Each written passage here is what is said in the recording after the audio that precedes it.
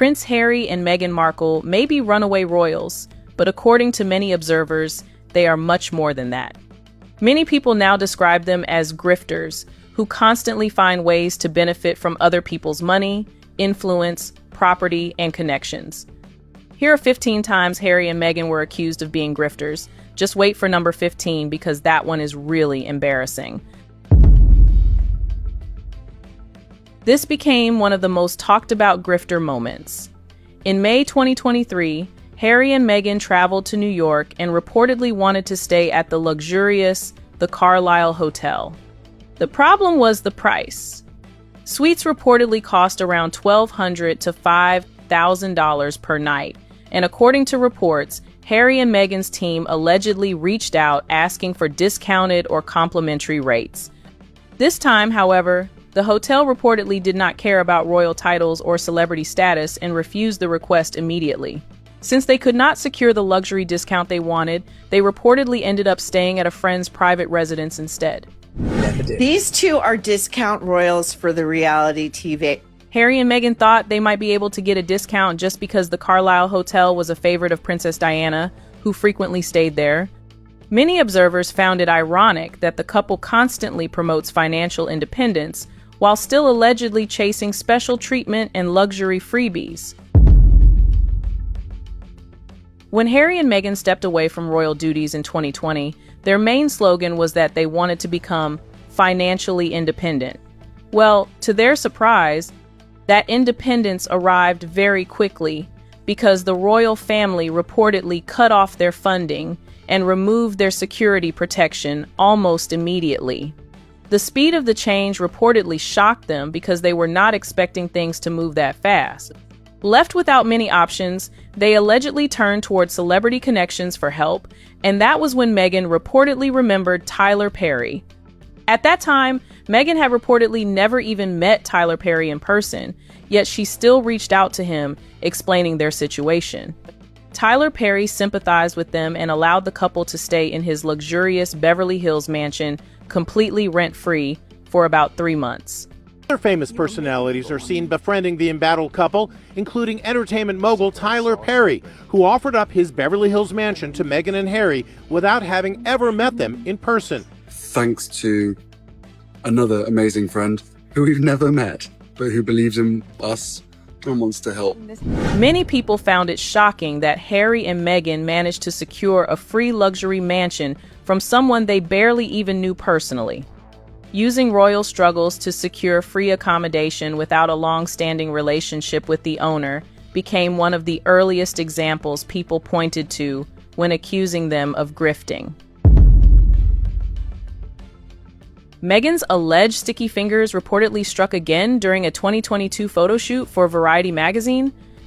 During the shoot, she was given an emerald green designer gown worth around $1,695 to wear temporarily for the session. Meghan Markle, apparently she is a kleptomaniac. She is allegedly a thief. People are talking about this online. Apparently she's stealing dresses left and right, okay? She's apparently stolen several dresses according to our sleuths on the internet, but let's talk about one right now, okay? So she allegedly stole a $1,695 designer gown that she wore in a promo video for her upcoming Netflix holiday special. Okay, apparently she stole this from a Variety photo shoot in October 2022. Allegedly, the dress was never returned afterward. Then later, viewers reportedly noticed Meghan wearing the exact same gown during scenes connected to her lifestyle series With Love Meghan. When questions began surfacing, Meghan's team reportedly denied everything and described the accusations as false and defamatory. However, many people online remained unconvinced and believed Meghan intentionally kept the designer outfit for personal use. Because of Harry's royal connections, many people believe he attempted to bypass the normal audition process to secure opportunities for Meghan. At the London premiere of The Lion King, Harry reportedly approached Bob Iger and began pitching Meghan for voiceover work, telling him that his wife does voiceovers and would love to participate in Disney projects.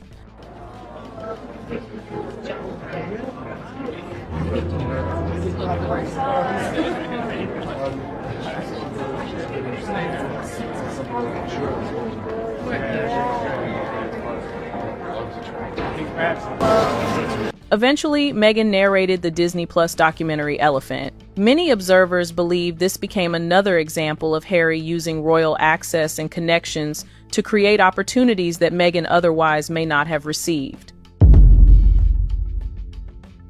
Harry and Meghan always seemed determined to get the best things for free. After the funeral of Queen Elizabeth II in September 2022, reports emerged that the couple allegedly explored the possibility of flying back to the United States aboard Air Force One alongside then-President Joe Biden. The request reportedly did not even receive serious consideration before being rejected. About former royals Harry and Meghan, back in September, they allegedly asked if they could fly back to the U.S. with President Biden on Air Force One after Queen Elizabeth's funeral. But the White House allegedly denied that request, apparently worried it could cause some negative publicity, if you will. Many people were stunned that Harry and Meghan allegedly believed they could use their royal status to gain access to one of the most exclusive forms of presidential transportation in the world, despite no longer serving as working royals. According to Tom Bauer, Harry allegedly developed a habit of calling wealthy celebrity friends asking to borrow luxury properties. One report claimed Harry contacted a wealthy friend asking if he could stay in their beautiful beachfront house. Then, according to the story, he allegedly called back the very next day asking to borrow the person's private jet as well. It's a growing awareness that they're takers with zero self-awareness and everyone's exhausted by them. I think takers is the key word. They've been accused of asking to borrow people's vacation homes, asking to borrow their jets. Their relationships seem very one-sided, and they're focused on what they can get out of other people and how they can take the financial burden off of themselves. Many people found this embarrassing, especially considering Harry once enjoyed enormous royal privileges, but now he allegedly spends time chasing freebies from celebrity circles. You are royalty, yet you still allow wealthy celebrity friends to completely fund your baby shower? That alone raised eyebrows for many people. Back in February 2019, Meghan's baby shower for Archie was held in New York City at the luxurious The Mark Hotel. Many people assumed Meghan and Harry would personally cover the costs, but according to reports, much of the event was funded by celebrity friends instead.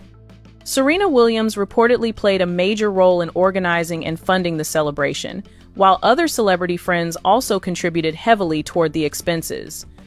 The hotel itself was reportedly closed to guests during the event because of the lavish celebration. If there was one coveted invitation here in New York, it was for this party, an intimate baby shower for Meghan, reportedly thrown for her by Serena Williams and Amal Clooney. It was impossible to miss Amal, the wife of actor George Clooney, who was decked out in brilliant red. Serena, ahead of the party, posting selfies from the venue to promote her fashion label. Meanwhile, Meghan reportedly smiled through the entire event without personally contributing much financially to the celebration being thrown in her honor. To many observers, that was peak grifter behavior. Someone seriously needs to remind Meghan that the Invictus Games is a charity-focused sporting event, not Paris Fashion Week. The Games are heavily supported through sponsorships, corporations, and government funding, meaning many people believe Meghan and Harry rarely spend their own money on these appearances. During the 2022 Hague Games, Meghan's wardrobe became one of the biggest talking points of the event. People paid more attention to her expensive outfits than to the athletes themselves. Reports estimated her wardrobe during the six-day event ranged somewhere between $35,000 and $65,000, with total fashion spending allegedly reaching close to $400,000. At the Invictus Games, was it to actually promote the veterans and all that they have achieved? Or was it to show off her abysmal sense of fashion and her nouveau riche lifestyle? Yes, oh yes, we have at least roughly $50,000 worth of clothing worn over the span of a couple of days, according to my very humble records. Many of it was new, some of it was older. It included a $3,800 coat. Yes, that's right, $4,000 for a coat, and she changed out her coats for every single engagement. Many observers question why so much luxury and designer fashion surrounded an event meant to focus on wounded veterans. When Harry and Meghan realized they missed the heavy security and royal-style treatment that came with royal life, they discovered another way to experience it again during their Nigeria visit. During their 3-day trip promoting the Invictus Games, the couple received extremely high-level Nigerian government security, including motorcades, official escorts, guard inspections, and treatment resembling a full royal tour, despite no longer being working royals. In Nigeria, after all, Nigeria is part of the Commonwealth, but this trip has drawn some mixed reactions. Another criticism that we heard was that Harry and Meghan have accepted this invitation and presumably the costs of security and travel will be covered by Nigeria. And some people think, well, Harry and Meghan are multi-millionaires. Yeah. Why are they traveling over to Nigeria and expecting, the Nigerian government to cost it? I mean, unfortunately, this is a country where 2/3 of Nigerians are living on less than a couple dollars a day. I don't know how this trip's going to pan out, to be honest. This happened while Harry was still fighting legal battles in the United Kingdom, demanding taxpayer-funded security. Many people found it ironic that the couple rejected royal duties but still enjoyed royal-style privileges abroad whenever possible. Back in 2019, Harry and Meghan lived at Frogmore Cottage. Normally, many people would expect residents themselves to handle renovation expenses, but in this case, approximately $2.4 million worth of renovations were reportedly funded through the sovereign grant, which ultimately comes from taxpayer money. After the renovations were completed, Harry and Meghan reportedly only stayed there for around 10 months before leaving for North America. Public backlash became intense, with many taxpayers furious over funding luxury renovations for a property the couple barely used.